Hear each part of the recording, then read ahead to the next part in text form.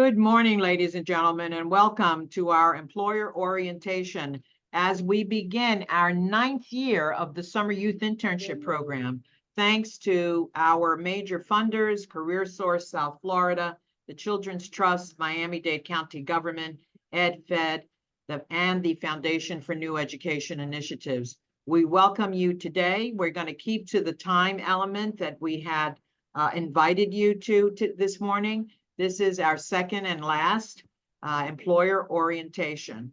This particular presentation is also being aired through Facebook. It's being streamed through Facebook. In addition, we will post a copy of the presentation that will hopefully include a Q&A session at the end if we have time. But in the meantime, if you do have a question, please put it in the Q&A spot, not in the chat. Again, I welcome all of you. Also, if you've signed up with your telephone number, please rename so that we can give credit to your organization for attending today's session. So before we begin the session today, I'd like to actually introduce you to one of our providers who's been with us for a very long time. He is the president and CEO of Miami EdTech. Carlos Vasquez, I'd like to welcome you this morning and thank you for taking the time to discuss briefly your experience with the Summer Youth Internship Program. Thank you.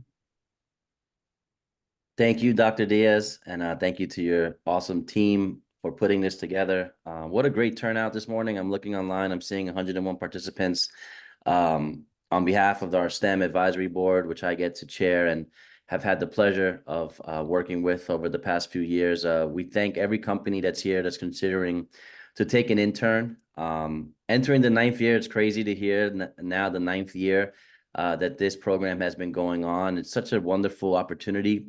I think the video really captured the essence of the opportunity, not only for the young people who are embarking, but for the employers. And I just wanted to share a couple of notes and reflections on what we've been able to do with our interns. And I think this is now going on our 6th or 7th year being involved with the Summer Youth Internship Program.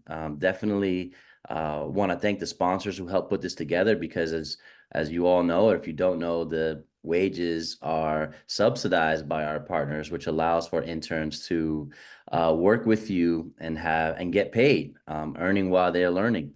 And so I think, for us, as we've grown as an organization, we've been able to take on more interns, and, starting out with just 1 and 2, helping us, research and put together social media plans and test out tools and some of the equipment that we use with our teachers in our training programs, to the 26 that we had last year that helped us on a project with the Department of Defense in creating a curriculum around AI and cybersecurity. And so we had some junior learning engineers who helped design some of the learning pathways for high school students. We had some quality assurance interns. We had social media interns documenting the whole experience. And, I think at the end of the day, the key thing I would say is don't underestimate what these young people can bring to your organization. I'm sure you want them to do some of those tasks that are difficult. As a business owner, I can definitely relate. I think interns can come in and help connect the dots on some of the things you've wanted to do and just haven't had time to do. But also, you'd be pleasantly surprised what some of them can do if you raise the bar a little bit more. I think the video, in terms of the reflection around, they're more prepared than our college students, right? Like, this generation is eager.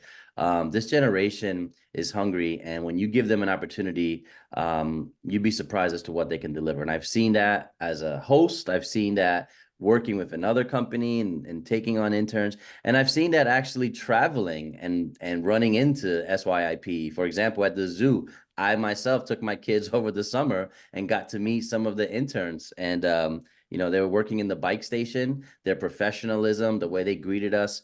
There are a lot of these soft skills, professional skills that we call them, that they're able to deliver. For many of them, it's the first time at a job. And so just be mindful of that, that you have an opportunity to really shape and mold the future perspective and the future of our workforce here. It's getting more and more competitive to be here and to live here and to create a life here. And so as employers, you have the ability to really help influence how they make the next major decisions for their lives. No pressure. We know that they are in good hands. And again, I just want to thank you all for your support, for taking on interns, and most importantly, for really being intentional about how we develop these young people. This is a great opportunity for everyone involved. And thank you to our team, our CTE and our MDCPS team for investing in making sure our kids are future ready. So I'll turn it back to you in the studio. Thank you, Carlos, very, very much. We appreciate all that you do for the students here in this community. And I also want to give a plug out to our advisory boards also, since you chair the STEM advisory board. So if there are any professionals out there who would like to help out the school district and serve on any of our boards, Carlos chairs the STEM board, which includes quite a few of our programs here at Miami-Dade County Public Schools. But you can contact us even on the hotline, and we'll be more than happy to provide you with additional information. Carlos, you mentioned the type of work that the students did for you.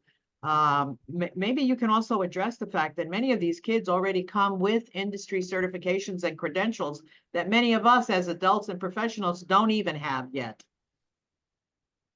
Yeah, that's a great point.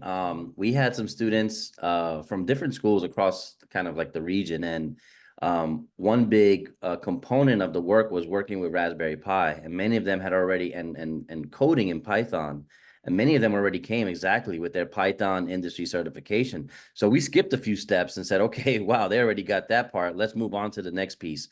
And again, that goes back to what I mentioned about not underestimating. You'd be surprised. Some of our teachers and the fantastic work our teachers are doing in the classroom to kind of make sure that our students are getting a sense of what's expected in the real world, aka the professional world. So yeah, Dr. Diaz, that's a wonderful point. They do come preloaded with some of these skills and experiences.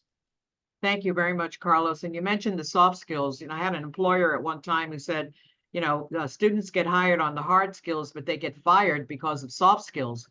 And what we did, and we believe in continuous improvement, and what we did for this year, all of these students who are in the Summer Youth Internship Program have gone through the Florida Ready to Work credentialing program, which covers all of the soft skills that employers say are important. The fact that they can think on their feet, customer service skills, research skills, human relations type skills. Those are the skill sets that employers say are necessary, not only to obtain a job, but to keep a job. So hopefully we'll see some positive remarks as far as the surveys go and the evaluations of these students. So again, thank you, Carlos, for your time. We appreciate your being here and sharing your experience with the attendees today. So what we're going to do also is to add to what you've already heard is go through some basics. I will then turn it over to two members of our CTE team, but the entire team is also online. So in case you have any questions, they'll be answering questions as we move along. So very, very quickly, let me just share with you that the internship program is a 5-week program. This year, it starts July 1st and it ends on August 5th. Students can accumulate up to 150 hours during the internship program, and that's what they're paid for. So it actually comes out to 30 hours a week for the 5-week period. This is what we refer to as a work-based learning experience. So who are the students that are part of the program? They are rising 10th through 12th grade students, meaning they're between the ages of 15 through 18. They must reside in Miami-Dade County, must be eligible to work. We do look at and verify through their Social Security. And of course, they must be currently enrolled in Miami-Dade County Public Schools. This also includes 24 charter schools in this community that have actually indicated that they're interested in participating. This will be the second year for our charter schools. I did mention the sponsors of this program, and we thank them very, very much. Two things I'd like to highlight before I turn it over to Bob Quinn is the fact that these students, as an employer, it's important to note that these students already come with accident insurance. So it would not impact your workman's compensation since they are already insured.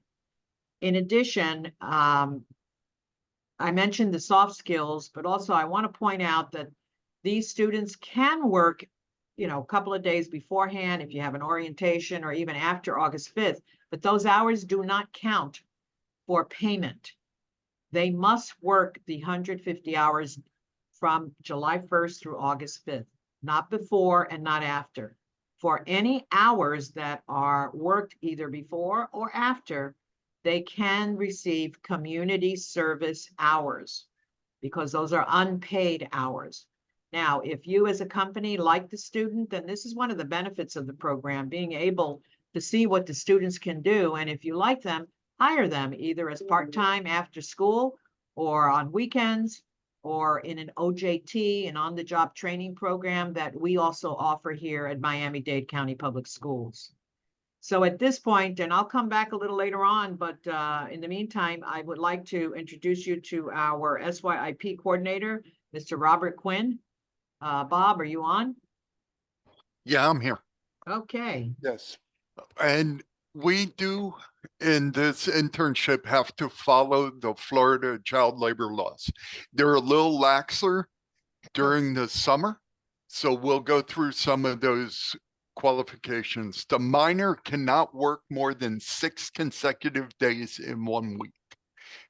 They cannot work more than 4 consecutive hours without a 30-minute uninterrupted break.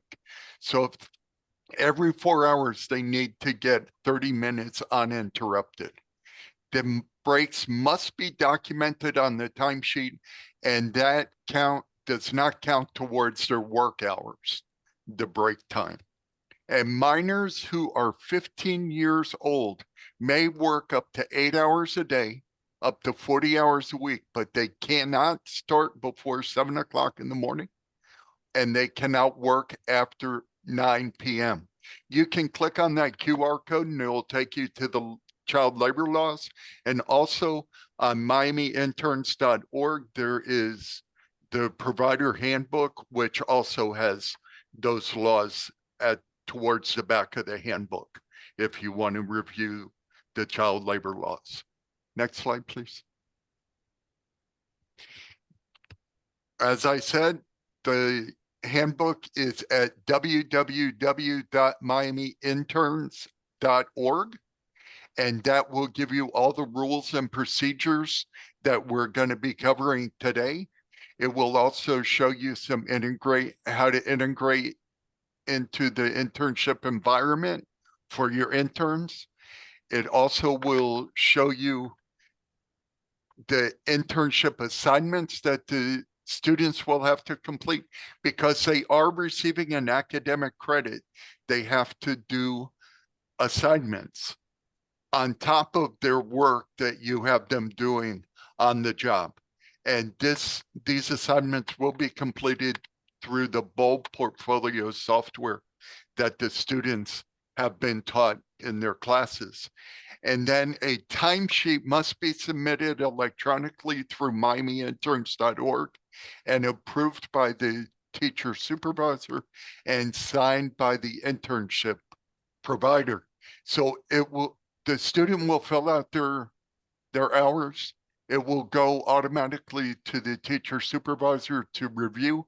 Once they review it, it will go to you for your final signature and approval of the hours.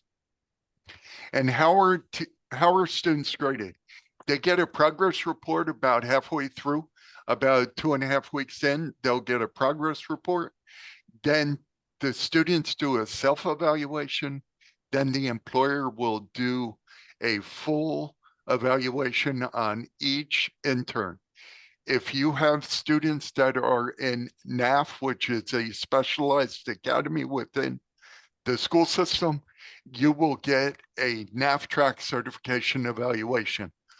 If they're not in NAF, or if they are in NAF, you will be getting a student evaluation delivered by Survey Gold. And you fill that out.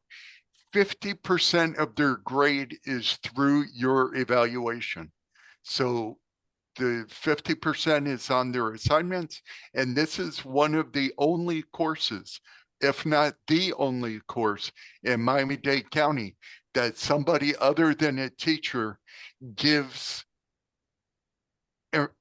input into the grade calculation. And 50% is on that evaluation that you fill out on Survey Gold that you will be receiving towards the end of the internship, probably in the 4th week. Next slide, please. Now I would like to introduce Faith Kennedy, another partner in this, in our office for SYIP, and she'll go over the agreement. Good morning, everybody. Thank you, Bob. For all the employers that have been previous with us for prior years, you'll notice that the prior internship provider agreement looks a little bit different. In the past, you did receive it not long before the internship started, and it had the students, the parent, and your signature. This year, you will receive it, or you should have received it when you register, and we keep it on file, and it is just for the employers. Please remember, it's very important that you sign it and return it, as the student will not be able to work for your company unless we have this on file. Now, I'm not going to go over the all 13. I will just go over the top. Give me 1 second. And this is the provider, just so that you understand what it is that you're signing.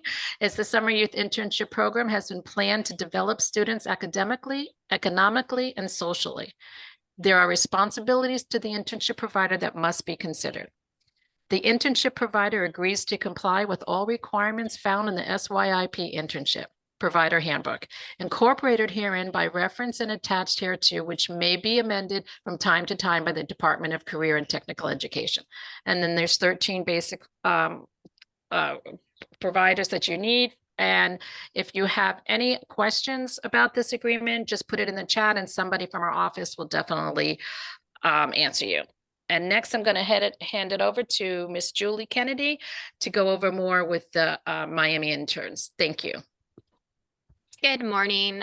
Thank you all for being here. I'm going to give a brief overview of the website that we use, miamiinterns.org. This is where you go for everything. And on this homepage, we do keep updated information like links to the handbooks, both student and employer, recordings of all of these sessions, both for parents and employers. Some of you may be both a parent and an employer. So you can get the latest information updates on this homepage. And again, that website's www.miamiinterns.org. The majority of you probably have already registered, but just in case there's some people on here who haven't, I'm going to go over that information as well. To register, you go to the top right, same area we're going to sign in if you've already registered. And you're going to fill out some basic information about your company. You do need to have a business address. It cannot be a home office. Even if it's remote, it's a liability issue. And you do need to be registered with the state of Florida. And we do vet and check all applications to make sure everyone is aligned with our requirements.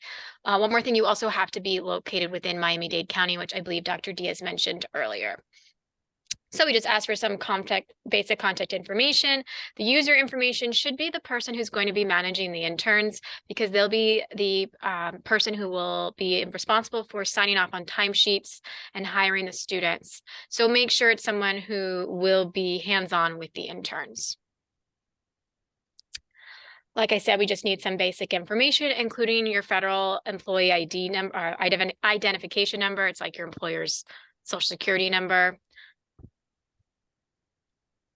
And then on the last step before you register is adding your job post. You can have multiple job posts. You can have job posts with different locations. But again, contact us if it's going to be very complicated so we can find the best solution for you.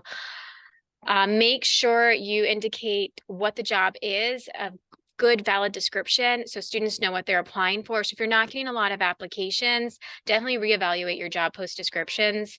You can indicate whether the position is on-site, remote, or hybrid. You can do either. On-site if it's fully on-site, no remote option, remote if it's fully remote, or hybrid. Make sure it's correct because there may be some students who don't have transportation issues and want to look for a remote job. And if they find out later it's on-site, that may be a problem. So make sure you have the work site part is accurate. So it could be on-site, remote, or hybrid. And again, you can have multiple job posts.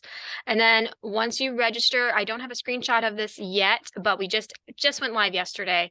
That internship provider agreement will automatically be sent to you from this site. So it'll be one of the final steps as you register.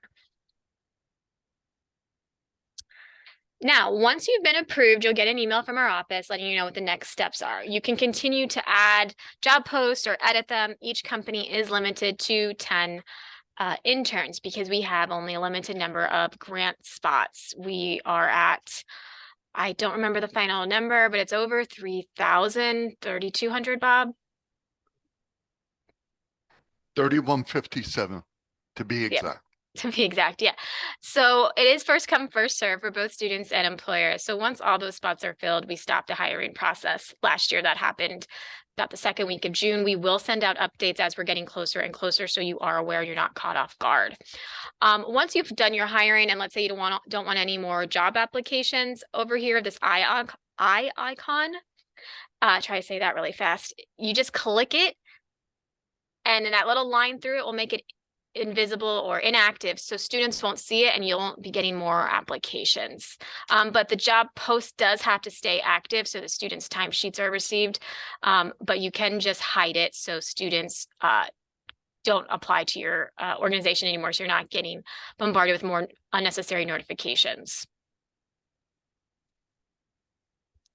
Now, you're only going to be able to see applications from students who've applied with you. You can't log in and see all of the student interns that we have, only those that have selected interest with you. And that is a privacy reason, for privacy, we want to make sure that we are doing this the right way.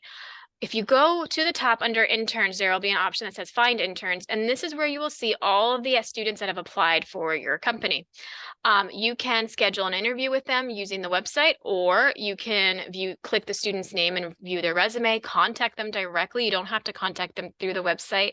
You can call them on the phone, via email, and you can set up an interview. It can be virtual, it can be on the phone, it can be in person, whichever you prefer. After you've interviewed the student, you can then offer them a job and it's up to them to accept or reject. You can also reject an application as well. Now, if you do interview or if you do set up an interview through the website, this is what it'll look like. You could see on the top, you click schedule interviews and you can see any scheduled interviews that you have lined up with the information. You can delete it, you can change it if you need to, or you can contact the student directly if you need to make any kind of changes to that.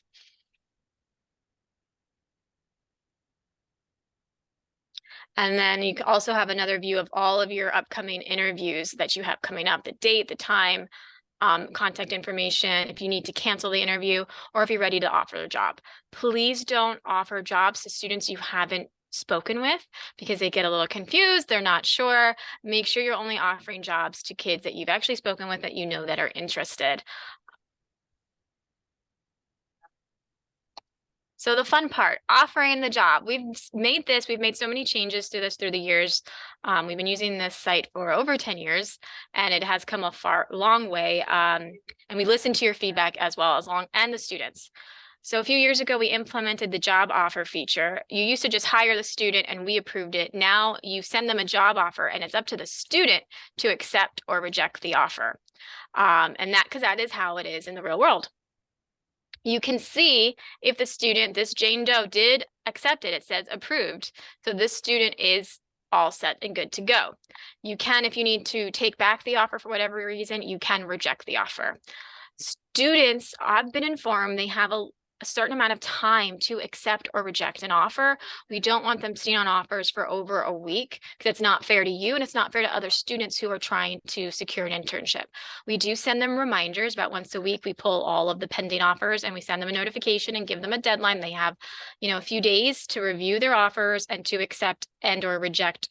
And otherwise, if they don't, we do reject the offers if they timed out, basically, so that you know that you can continue interviewing other students and fill those remaining spots that you have. We will send out updates as we're doing that. And so if you do see a student reject a job offer, it could be because they either changed their mind, they received another offer in between the time that they were interviewing with you, or they did not accept it in a timely manner. Because that is how it is in the real world. If someone offers you a job and you don't get back to them, the company is going to move on to the next candidate.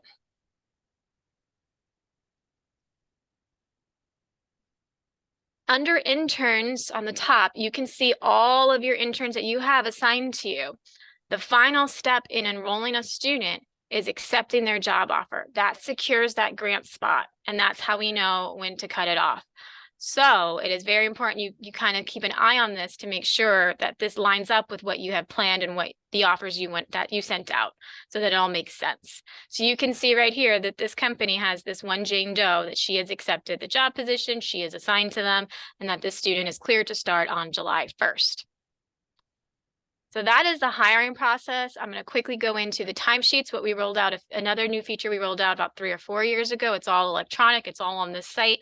And that's why I said it's best to have whoever will be managing the interns as the user of that account. So when the internship starts July 1st, every week the students will have to do a timesheet. Under interns, you will find the option for student timesheet report, and you can see all of your student interns and where that timesheet is. So this timesheet, as Mr. Quinn said, the student starts it and then it goes to the teacher. So if it says draft, that means the student is working on it. If it says pending teacher supervisor approval, it means the teacher is still reviewing it. The teachers review it to make sure that it is accurate and that they're following the child labor laws and a few other things. And then once the teacher says that looks good, it goes to you, the employer. You are the final approver on that timesheet. And this one right here is waiting for the employer approval. It'll tell you the total amount of time for the week. The students should be working about 30 hours a week, so this looks accurate. And then you can just click the week to get a full detail of that timesheet to see if it is correct. So this is what the timesheet looks like. We did add options for 2 breaks, because if they work more than for every 4 hours, they need that 30-minute undocumented break. Sorry, documented unpaid break. And if for some reason, if they're working more than 8 hours in a day, they have to be at least 16 and older for that. They will need 2 breaks that are documented on this timesheet. So you can see this is a sample timesheet, that there's no more than 4 hours that the student is working, description, and the total time for each day. If for some reason you notice there's an error, like let's say, for example, this student worked on Wednesday, not Tuesday, you can write a note. Please put a very descriptive note so the student knows what the issue is. Please correct, you weren't here on May 2nd, but you were here on Wednesday, and you hit the reject so they get it and it goes and they have to fix it. It is up to them to fix it and to submit it for approval within a timely manner so that they get paid on time.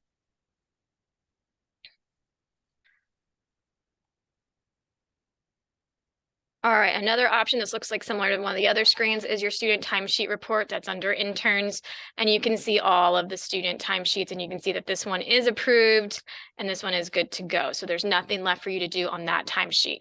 Each student will have a timesheet for each week, so they end up, because of the dates how they fall, they will end up with 6 timesheets, because the last timesheet will have 1 day on it, and I'll show you a screen with that dates on that right now.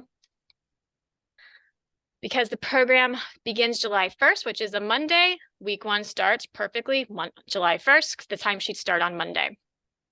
There is that extra day on week 6, August 5th, that is to account for July 4th in case the student needs to make up those extra hours. If they've hit the 150 by then, they don't have to work, but make sure that they tell you that, or you're aware of what their schedule is. They cannot work before July 1st. If they do, they will not get paid for those hours. They can earn community service hours with you, but that is on their own. But for the academic credit and for payment, the hours must be between July 1st and August 5th. The last day is August 5th. And then you will have a teacher supervisor that will be reaching out to you in the summer who will be sending you updates as well, letting you know when the timesheets are due, any other important reminders, because this is how we pay the students. If we don't have the approved timesheet by the certain, whatever date it is that we need to process payroll, the student will not get paid. So we do remind the students to follow up with you to make sure that you don't forget to approve their timesheets and that they're submitting them to you in a timely manner, because we do know that you have other things to do.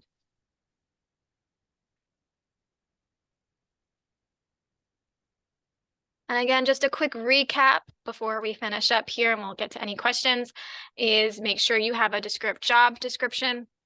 You can indicate whether it's on-site, remote, or hybrid.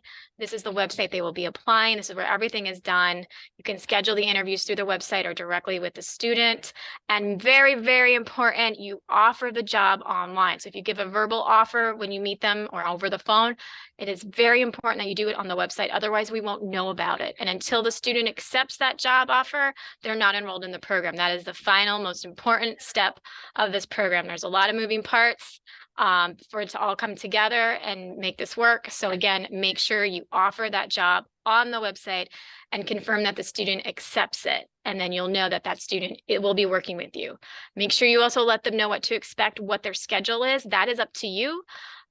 Students can work evenings, can work holidays, can work weekends. They are not, it is not strictly school hours or banking hours. If you are closed July 4th, they can make up hours by either adding an hour at the end of each day, or they can use that August 5th day at the end if they need it. But again, be aware of the child labor laws to make sure that they're in compliance. And I think that's it. I'll turn it back over to Dr. Diaz. Thank you, Julie, and thank you, Faith and Bob, for your comments. I was looking at the Q&A, yes, on scheduling of interviews online. You're not tied to scheduling interviews using the system, by the way. You can do those interviews manually by calling the student. Right now, the program is scheduled so that it can't do interviews every 30 minutes or 15 minutes. So I would suggest that you use the online system if you wish. If not, do those manually. I want to point out a couple of things. First of all, we did mention that accident insurance, that all the students are covered with that. In addition to that, the students also have the opportunity to receive college credit. They all receive academic high school credit. And as Bob had mentioned, 50% of their grade is based on your evaluation of the student. Your evaluation we use a very brief instrument, and we do ask that you sit with the student and you've been observing the student, whoever the immediate worksite supervisor is, and evaluate the student like you normally would with your regular employees. Many times these students take the advice of outsiders a lot more than they do of their own teachers and sometimes even parents. So it's important that you spend the time and letting the student know honestly how you felt about their work and their future, and how this has been an experience for them. And of course, let's recognize that it is a learning experience for many of these students. In addition, someone else had the question about the July 4th. July 4th is a holiday. They must make up that time.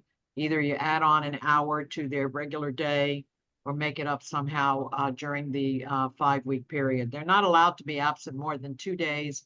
Again, they are receiving high school academic credit for this summer course. The dual enrollment, by the way, for the parents of any of the employers that are online know how expensive college tuition may be, but this is one course where the students can get college credit, and it is at no cost to their parents. So for many of these students, it is an entree to the world of college, even though they're still in high school. They do that work independently, by the way. They do not report to the college, nor do they report to their local high school. Every one of these students in the SYIP program are assigned a teacher internship supervisor, because this school district feels that a quality internship should be supervised by a certified teacher also. They will not interrupt you at work or interrupt the student. They will schedule their appointments. They are required to do 2 contacts with an employer, that is the teacher supervisor. One contact can be online. The other one is a face-to-face to introduce himself or herself to you as well as the student. That is the liaison between the school district and the student in case there are any issues or you have any questions once the internship begins. We tell all students to please call their teacher supervisor as well as first the employer if they are going to be late to work or absent, just like they normally would in a regular job situation. Julie mentioned the job description on the miamiinterns.org. Please, you may, again, you're trying to entice these high school age students to work for you during the summer.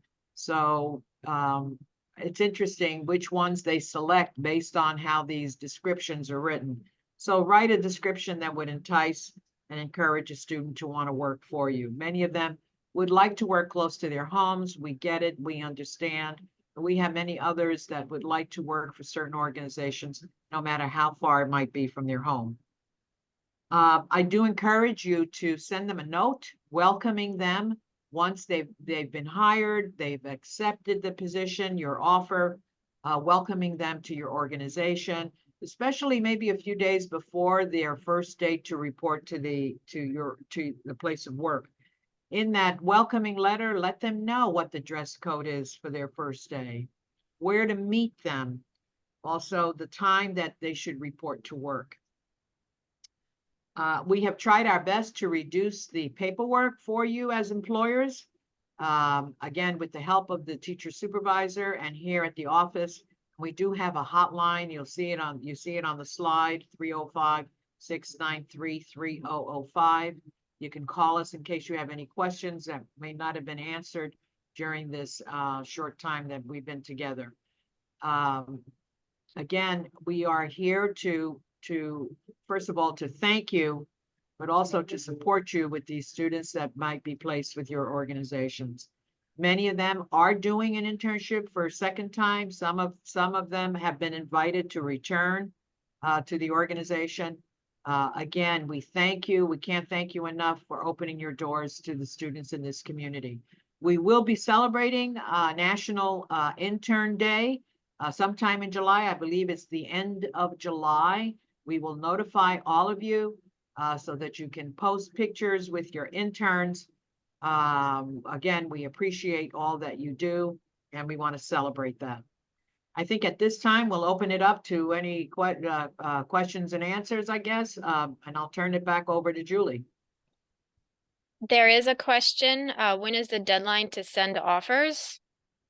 There's no official deadline. It's till all of the spots are filled. So the sooner the better, since this is first come, first serve. And I don't know, Dr. Diaz, I saw there's been at least 2 questions now on assignments. If you want to touch a little bit more on how many assignments there are and that it's not really time consuming.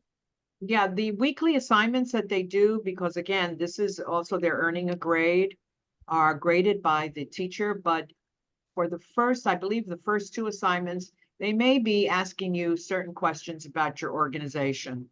They will be doing a end of the summer assignment, which is a media type assignment, whether it's on PowerPoint or a video.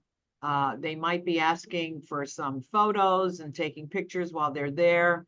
So if you can guide them in that regard, we'd appreciate it. That is the final assignment, or what we call the culminating assignment, which, by the way, they share with other youngsters that are younger than they are coming into the program at their respective schools. So it's not time consuming at all. We did not want to make this, again, for many of these students, this is their first time working.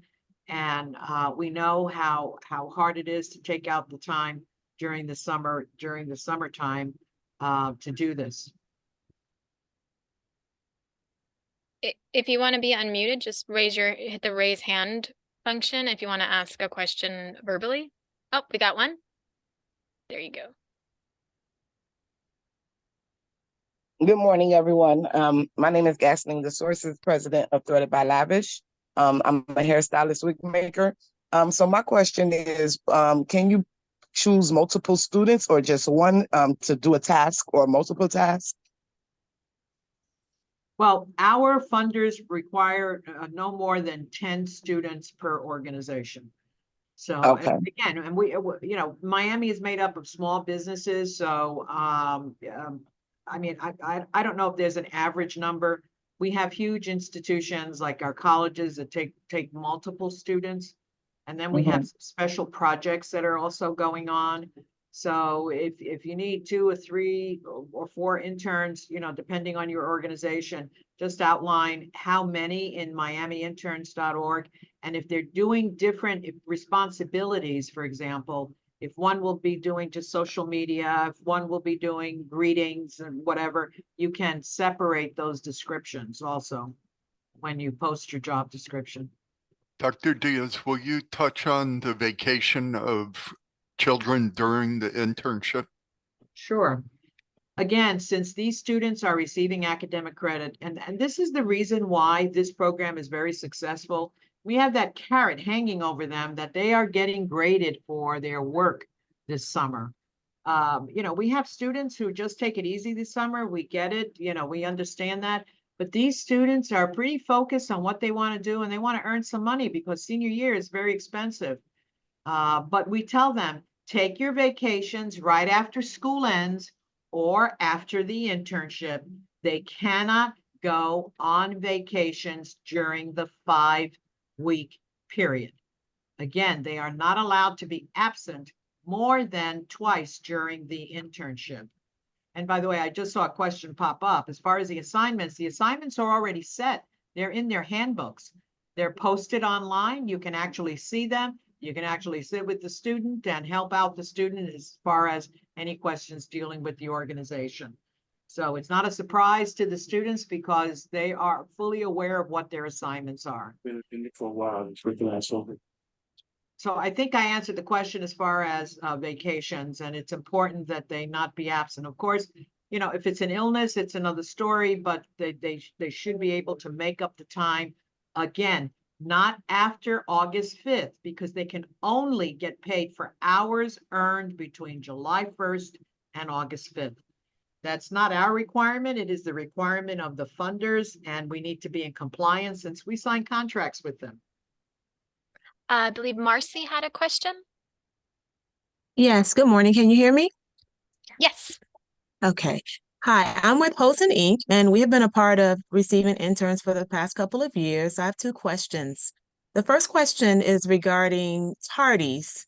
To add to the internship experience, we bring in guest speakers and other people to come in and kind of pour into our students, and they'll get a chance to ask questions and make some additional connections. How should we address that if we have students who are chronically late and they don't have a valid reason? So that's my first question. The second question is, can we expect to receive a visit from the internship teacher to check on the students? Thank you, Marcy, for those wonderful questions, and please give my regards to Daryl. Yes, Holzendorf has been part of this program for many, many years. Well, you need to treat the student just like if they were a regular employee. So if you have chronic tardies, how would you handle that with a regular employee? Now, granted, there is a teacher supervisor. If it is something that is chronic, then I would suggest a little note to the teacher supervisor. But it's even more valuable if you sit down with the student and indicate, look, this is a problem. Okay, I know this is an experience for you. You need to learn now before it gets any worse, because in a full-time job position, you may not be able to retain that job. So you just have a short discussion with the student and see what happens after that fact. And if it becomes chronic and you as an organization cannot maintain it, you inform the student that they will no longer be in the program. We don't have that many firings, by the way. Once in a while we do. again, we have thousands of students that are part of this program. But we've got a very low ratio because we try to handle it before it gets that serious. And your other question was reference to Visits visit by target. Oh, supervisors. the supervisor must have two contacts with the employer. One of them can be online and one of them can be on site. Yes, the teacher supervisor must visit the site. It is prearranged, by the way. They just don't pop up, okay? The teachers, they do need to make an appointment with the organization.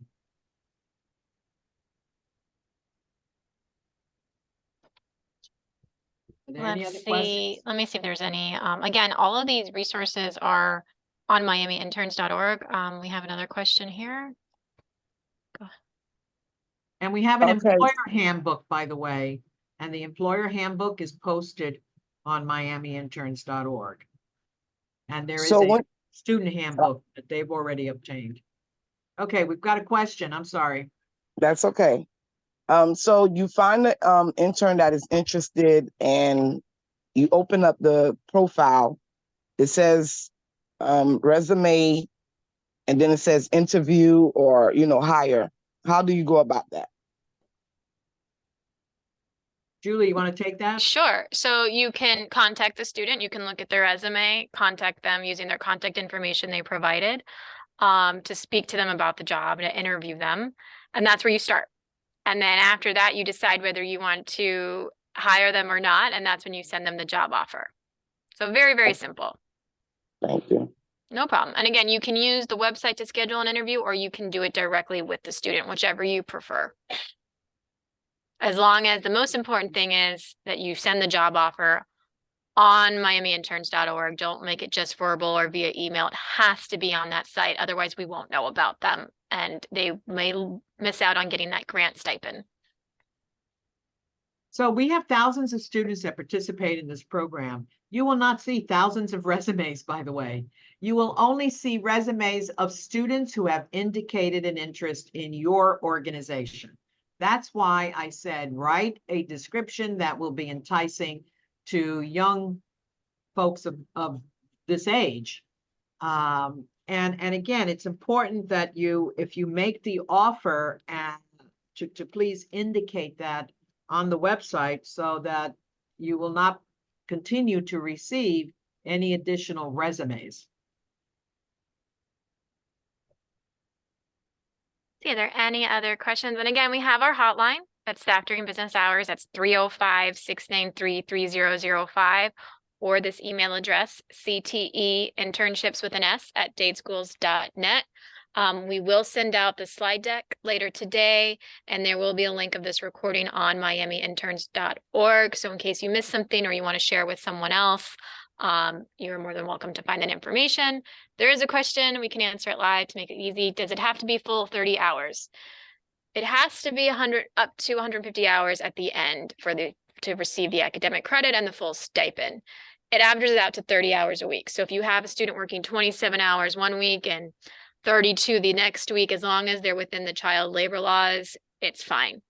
We just recommend 30 hours to make life easy, but we know it fluctuates based on the schedules and different reasons. But that's the best guidance, is 30 hours a week or close to it. So ladies and gentlemen, we're entering the 9th year of this program. I remember the first year we had paper and pencil and time cards and so on and so forth. We've gone electronic. We, again, believe in continuous improvement, thanks to the feedback that we've received from employers as well as from our students and educators. Rest assured that we're all in this together. I just want to give a plug out for the program. On April 24th, there was an article in the Miami Herald. It was the story being told by a student who was in the internship program last summer. Beautiful story. Hopefully we can post it online so you can read it. Thanks to the employers for giving our students that opportunity. I do want to point out that students can work weekends, they can work evenings. Just make sure you follow the Florida child labor laws. We do have organizations that work that where students work, such as hotels that have different shifts. So just wanted to point that out. And there was one last question from Mr. Juarez Infante in reference to can we schedule students to work just from July 1st through the 26th? That would be 37.5 hours per week. Again, and I guess Mr. Quinn was answering that question. As long as they are working between July 1st through August 5th, they cannot do 150 hours in 2 weeks, by the way. They must be working during that time period. They are receiving high school credit.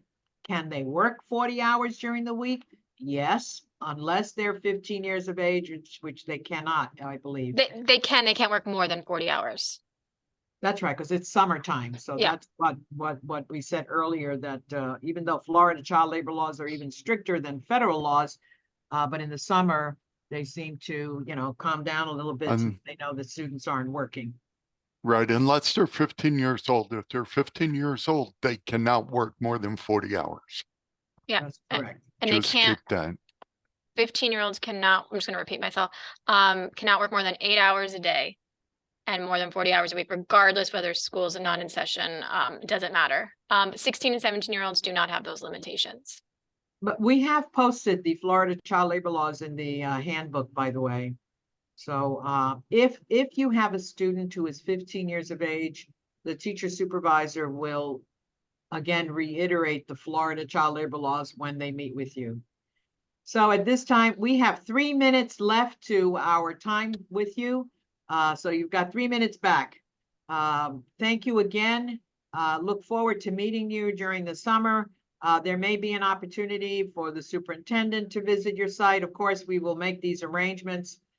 We also like to put things out on social media as well as in the newspaper and other periodicals that come out. Thank you so much. Again, call us if you have any questions. Have a great day. Enjoyed being with you this morning. Thank you.